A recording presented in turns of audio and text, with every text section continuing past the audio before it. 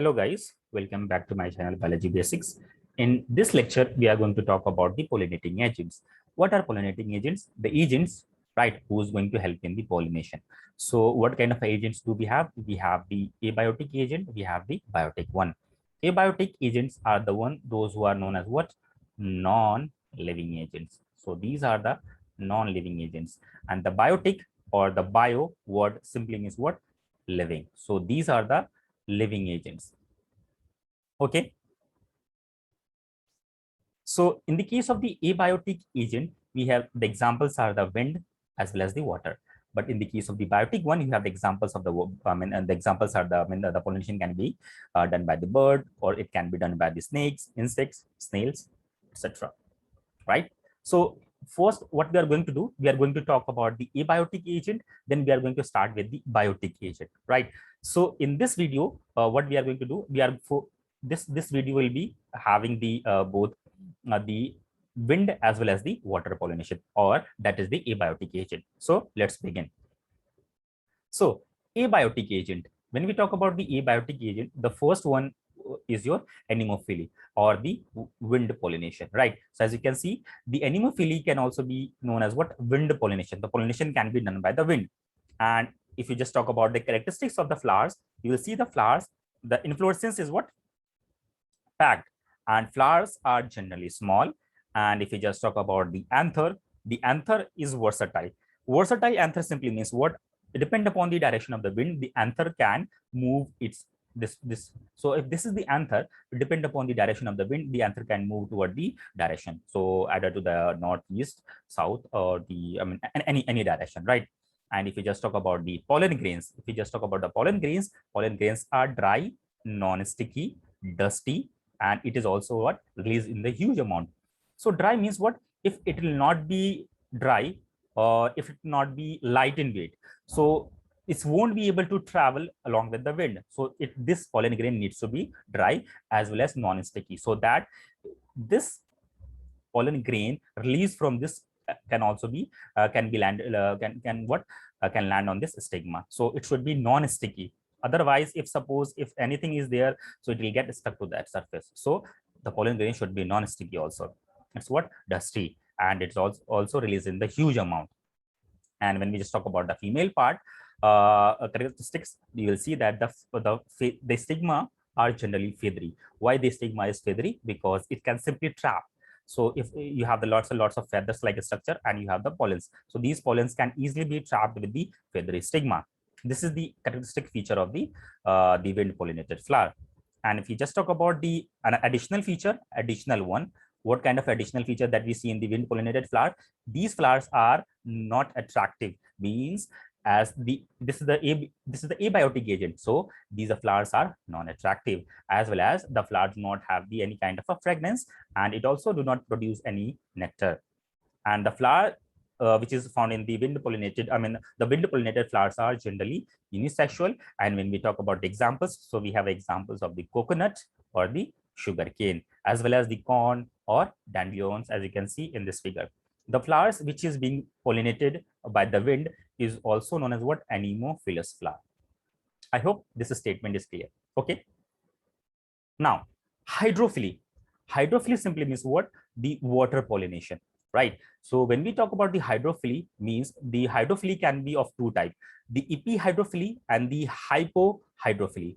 Epi word simply means what? Upper, and hydrophily means what? The pollination is going to be in water. So in this, the pollination takes place on the surface of water. Surface of water, as in the case of the Vallisneria. Vallisneria is a dioecious plant that you have to remember. Okay, so in the case of the Vallisneria, what happens? The mature male flower get detached and floats on the surface, and it is being received by the stigma, and stigma curls back, and hence the pollination is done. In the hypohydrophily, hypo means what? Below. Hypo means below. So below the surface of the water means in the water, the pollination takes place inside the water. The example is the Zostera and the Hydrilla. And Zostera is also known as what? Seagrass. It is very important according to the for the NEET exam. And you'll find the seagrass or the Zostera got the longest pollen grains. Okay, so In this figure, what you see, this is the figure of Vallisneria. As I told you that the Vallisneria is, it shows what? Epihydrophily. Epihydrophily means what? The pollination done at the upper at the surface, at the surface of water.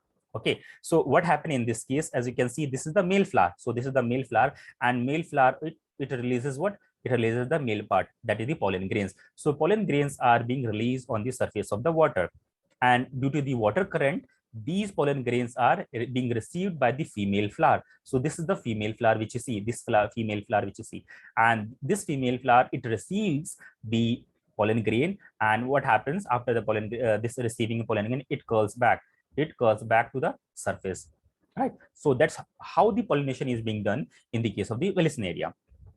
Now let's talk about the characteristic feature of the hydrophily. So if you just talk about the flowers, flowers are generally small and inconspicuous, because it inconspicuous means what? Not visible. I mean, the flowers are quite small, and the flowers are, they do not produce what? Nectar. So no nectar, as well as the odorless. So no fragrance kind of a scene in the hydrophily, as well as the stigma is long. So as you can see in this figure, so this is the, so stigma is long. Fine.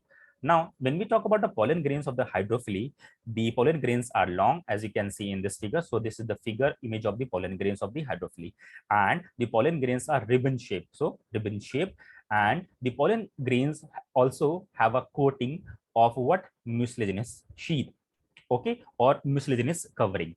So mucilaginous covering is basically giving an advantage that it makes the pollen grain unwettable.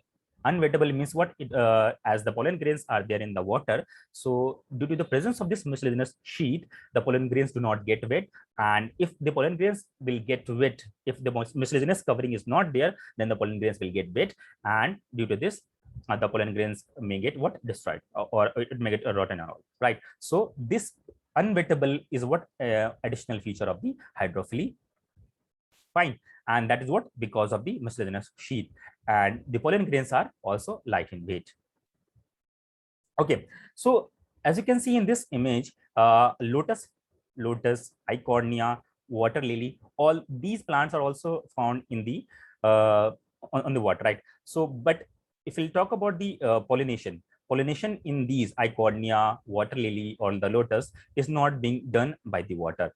As you can see, we have just talked about the flowers. So flowers are small, inconspicuous, and odorless, right? But in this case, the flowers are bright, right? The flowers are bright. So these flowers are also bright. So it is for sure that the water pollination is not seen in those flowers, either the Eichhornia, water lily, or the lotus. Okay, so these flowers are bright. So it is for sure that the pollination can be done by the insects. Why? The flowers are bright just because to attract the some other biotic agents, just like the insects or the birds, right? So in them, the pollination can be done by the insects or the birds, generally insects. Okay, so that's all. Thank you.